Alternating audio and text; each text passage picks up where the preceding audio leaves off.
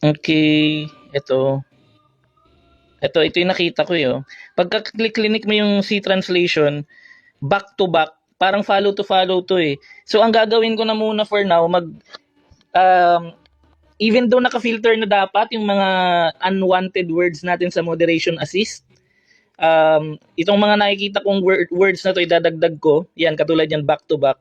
Dapat ilalagay yan sa moderation assist, i-add mo yung additional unwanted keyword na back to back.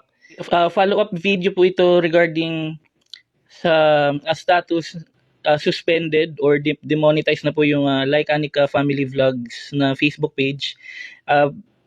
Nag-start to kaninang umaga around 7 or earlier pa nga yata mga 6 o'clock. Now, binalikan po natin yung specific reason kung bakit na-identify na may violation yung account, which is I'm sure dapat wala, eh.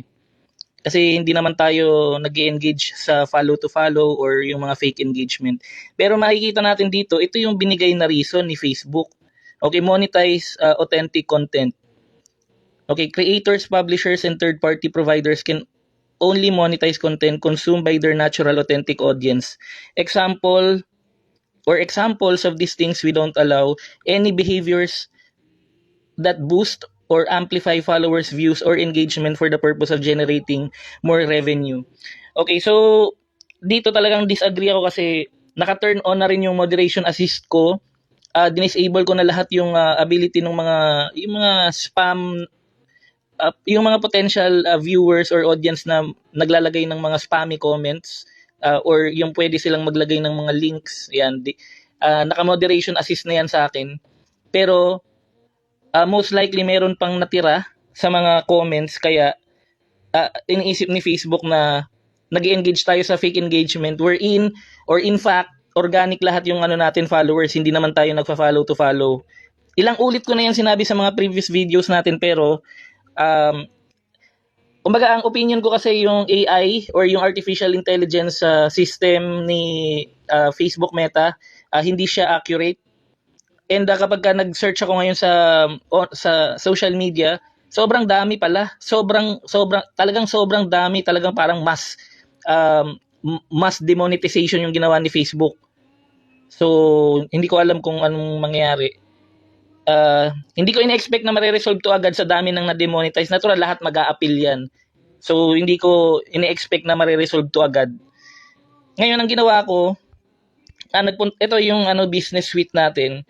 Nagpunta ako dito ngayon para i-check yung mga comments. Yung iba kasi mga taga-ibang bansa siya. Halimbawa ito. Ayan, kapag clinic ko yung C translation, ito okay lang, yung very very important words. Kasi may nakita ako kanina. Okay, ito yung nakita ko, eh. Pagka clinic mo yung C translation, back to back, parang follow to follow 'to, eh. So ang gagawin ko na muna for now, even though naka-filter na dapat yung mga unwanted words natin sa moderation assist, itong mga nakikita kong words na 'to idadagdag ko, yan katulad yan back to back.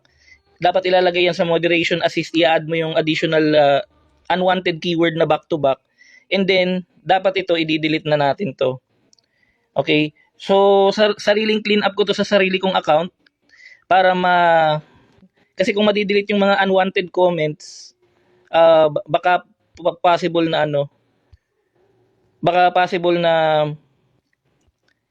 ma-identify na wala na ma-lift yung yung suspension.